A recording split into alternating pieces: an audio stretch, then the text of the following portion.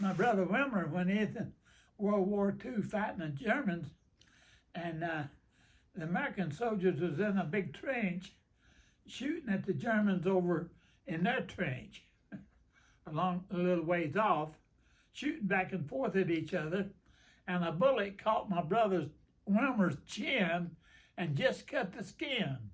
Didn't even scratch the bone, just cut the skin, and it went back and cut the skin on his neck, missed his jugular vein and all that, but just hit the skin enough to make it bleed. And his buddy right beside of him looked at him and said, "Hey, Halcom," said, "you're bleeding pretty bad," said, "you better get out of here and go get patched up." And my brother Wilmer said, "I ain't going nowhere, buddy, till I kill me a few more Germans." Another time they was fighting, and the American soldiers was running down this mountain, and just big pine trees everywhere. And he got down in behind one of them and sat down on the ground to take a break, rest a minute. And something told him, said, "Get out of here, get down that mountain." He took off and got several yards, maybe 50 yards down the hill, and a enemy shell came in right where he was sitting and blew that big tree to smithereens just a few seconds after he went down the hill. And so he was, he said he always kept his weapon, his rifle, spotless clean. Zero mud, dirt, water. And he was on guard duty, and he got daylight, and he was looking over the top of the trench, looking over a big field, and here come 7 German soldiers. They were all one right behind the other, coming right towards him. And he started shooting.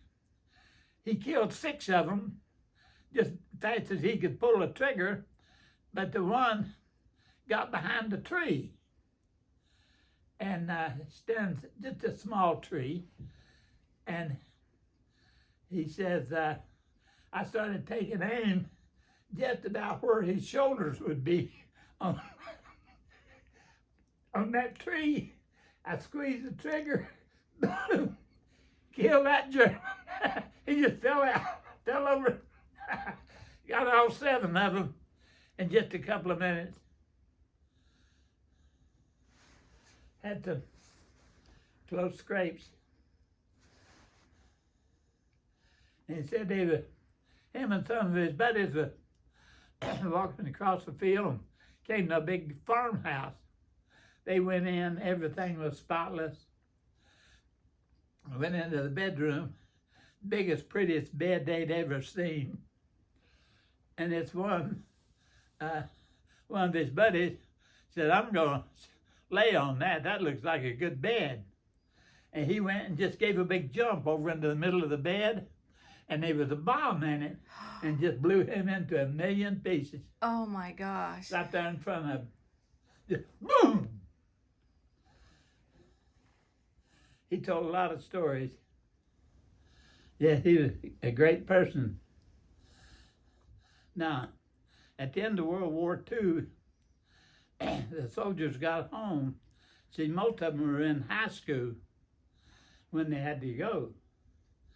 And they let them all come back and go to high school just for a couple of months, and they'd get their diploma. All they had to do is just show up in the classroom, and they'd get their diplomas. And that's how Wilmer and Ross got theirs. And all the other people in the whole United States.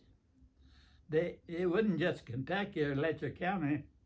It was the whole United States. Uh, you go back to class for a few days, you'll get your diploma.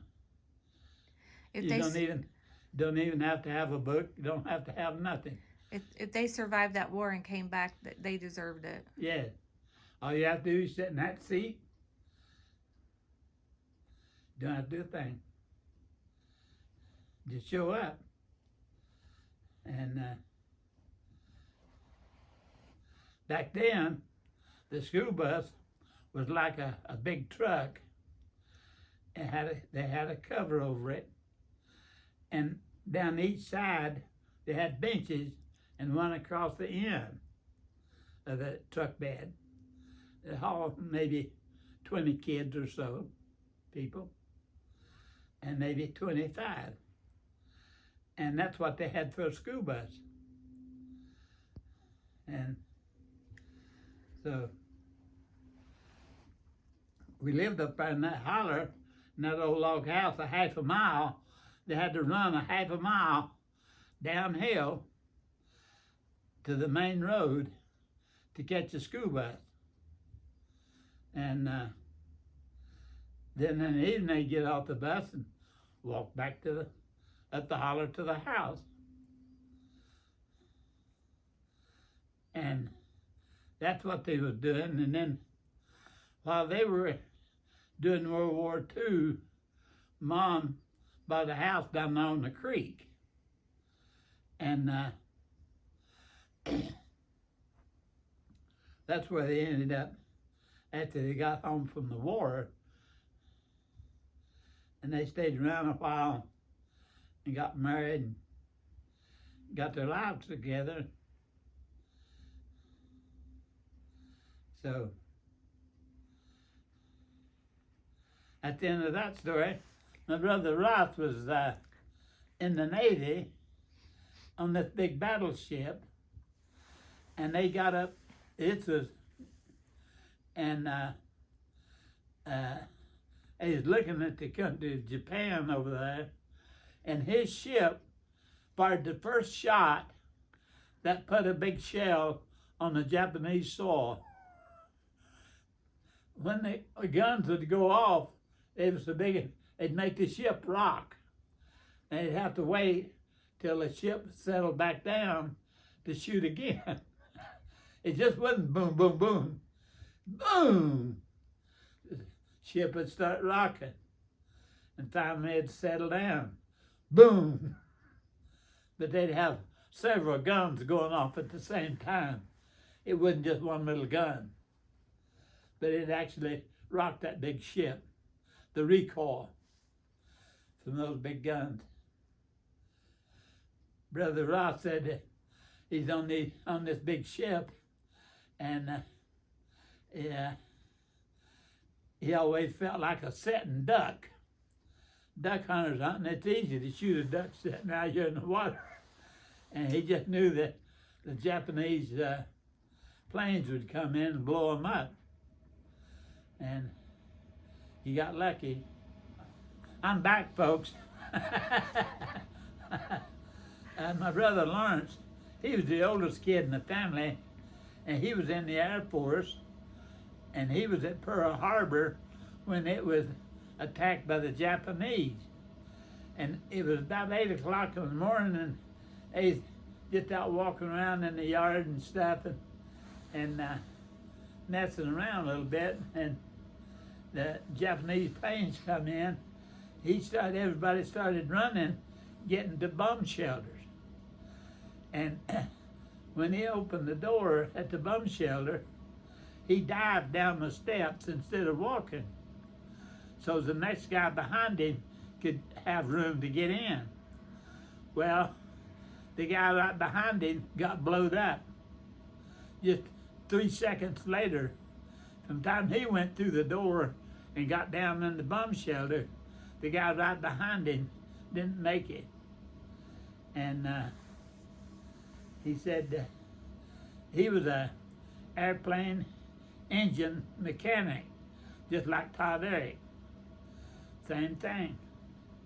And the war got real hot with the Japs, and they needed all the soldiers they get, and they said, "Here, how comes your rifle?" Says, "Go shoot some Japs." So he was right out there fighting the Japs, and he said he got lost one night, foggy, rainy. He got lost from his troops, and he came out of the woods, walked out of the woods, going across the field, trying to find his buddies. Well, he got about halfway across the field, and right in front of him out of the woods came two Japanese soldiers, one right behind the other one, yelling and screaming, coming right at him. And they didn't have any shells to shoot, and he didn't have any shells to shoot. And he said, "I just knew that my time was, I was going to get killed 2 on 1. And he said they came up right at him, and he turned and got out of the way, and stuck his bayonet in the first one. Then the second one coming, he turned around and hit him in the head with the gun stock. Stock on the gun hit him head.